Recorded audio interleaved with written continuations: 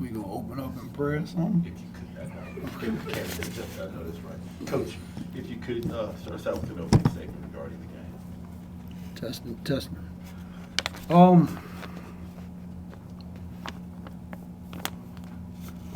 Personification of a hard loss. You know, you put yourself in a position at the end, and you always, that's all you're asked to do, and then you fumble the ball on the one. Going in. It was new territory for our guys. We were in this situation before, twice early in the year, and struggled.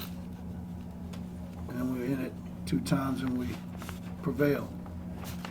This time we didn't, against a program that's been winning maybe 7 out of the last 10 years. And our young guys, you know, found a way to stay in the fight 95% of the fight. However, the only stat that matters is the final score. Now you can look at the other stats to tell you what that score means and how you got there. It'll tell a story, but in the end, did you win? No. Did we get better as a program? Absolutely. You know, some teams don't get here. 12 teams, and then you get to 8, then you get to 4, and then you get to 2, and there can only be 1. We got to 4 with a group, 8 of them that's never been here before. The others have. But it's not bad for 1,200 points to walk out the door and your best scorer, your captain, your leading points in just every area. You lost him 9 games ago. But some other guys stood in pretty good by committee, and we're excited about the possibilities. So your thoughts on the game? Just say come down to execution, and we just failed the assignment, and the score is what it is. As Coach Hughley was saying, the final score, there's nothing much we could really say. We just didn't complete the goal that we all assigned when we came in today. Questions? Coach, David Jones of Urban Media today. You guys got down 22-9 and didn't panic. You fought, you had the crowd with you, and it seemed like you had it right there towards the end. Like you said, you came down to execution. Is there anything you think, it's hindsight 2020 that you run back and hit and think, man, is there anything we could have done? I wish there was a button on my body I can push that it didn't run back. I can't control the run back. It's going to run back for a long time, as they all do when you were that close. You had a freshman point guard out there, you guys. You got to understand that. You had a freshman 5-man play the majority of the game. You had 2 other sophomores out there playing against that experienced team where the majority of that team had been here before and had won it. Shoot, this is the Texas Southern Invitational. So, guys, to be disappointed, yes. To be upset, absolutely not. The possibilities and the trajectory, if you will, that this team could be on, if you can hold on to them young guys, because the poachers are coming. Yeah, I don't think I can give food stamps for NIL. So kids ain't taking that. But we're working on possibilities. We got an unbelievable president, unbelievable AD, who's really, really committed to first the student in tandem with the athlete. we had 9 kids on honor roll. 9, with 2 or 3 more to come. So we're building a different type student athlete over there. So you guys, I hope you won't be surprised later on if these kids start to win a couple. Coach, I asked you this earlier in the week before the tournament, but now that you've gotten to see your guys in tournament play and in playoff mode, talk about the evolution of your team and where they started and how they finished in the season. Yeah, you mentioned 22-9. We've seen a lot of those. So we wasn't out of sorts. We know what that looks like too well. So it wasn't really tough for us to deal with that. Okay, that's done. Got a lot of time left. We took their best shot. Let's go get them.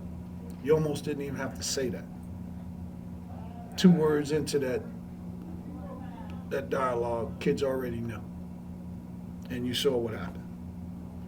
When you dig such a deep hole in the beginning, it gets to be tough down the stretch. But we had them tired. The best player sort of out. We really had them scrambling. Whistle started blowing. How do you get hit in the face and it's a foul on your chin? How's it a foul on us? The kid, so if you're in the cylinder, you can go elbow somebody to get them out your face and it's a basketball play. Yeah, but I was told that's the rule. Well, the rule needs to change. At one time, slavery was the law. That made it right? No. That's a bad rule. Cylinder is for a trap, not a one-man defender. And that was what was called. Didn't you guys have any question about that? Kid gets knocked in his face, and they're shooting free throws. Coach, we've heard all coaches as their seasons end talk about having to re-recruit their players. At this point, 2024, can you still sell a kid on the dream of, hey, look how close we were? Are those still things that are tangible when you're talking to your kids at the end of the year? So you can tell he's a professional and I'm a professional. Y'all see that pivot? From what I'm talking about? Nobody, but I'm gonna stay away from it. I'm gonna go with the pivot. All right? I'm gonna stay away from it. I'm gonna go with the pivot. You can tell that was pretty sensitive to me. Now tell me the question again. So 2024, end of the year, all coaches talk about having to re-recruit their own kids. Oh, retention. Retention and recruiting are synonymous now with the NIL age. You have to do one and the same. Even more so with the kids you have. And the way I am with NIL, I want to give it more to the players we have before I even try to use it to lure someone there. So retention is far and wide a priority for a school at our level.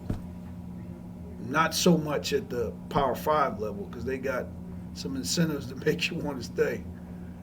Here, we have to cultivate those and grow those and develop those to keep kids away from, the possibility of something that looks like gold because it glitters. But in the end, it really doesn't serve the intention that they had to go. And we're doing so many things right as an institution that I think it'll be tough for a kid that comes to us and want to leave. Because you get a chance to not just be on the team, you get a chance to be featured. You go to Power 5 next year, they're going to recruit a 5-star right in your spot. You competing for that job every turn, every day. At our place, not as much, but if you develop your program right, the talent will get better every year because the standard will be raised by the talent that you have. Because if you're going to win your league, you can't have players that can play in your league. You got to have players better in your league. Coach, after the semifinal game last year, you said that at that point it was just an honor to play Texas Southern in the semifinal. This year, you had them on the ropes, leading under 2 minutes. What, as you're sitting here right now, do you feel like are the next steps forward in order to usurp Texas Southern and knock them out of this tournament? rehearse that scenario during the regular season a little more. Get some experience at it before it starts to really, really matter. It all matters, but it really matters here. So hopefully we put ourselves in that position more throughout the year to be able to, excavate a win in such tough territory and terrain to those who are more familiar with all types of scenarios in this type of elite atmosphere. Last question. Brazil. Second night in a, or second game in a row that you shot 75% or better. What is it about these games from beyond the arc that you feel like you thrive in a little bit more? I just say I put in work every day on the gun with the trainer, Gerald, and the end result is always going to show. Just you put in the work, just keep putting in the work. Appreciate it. Thanks, guys.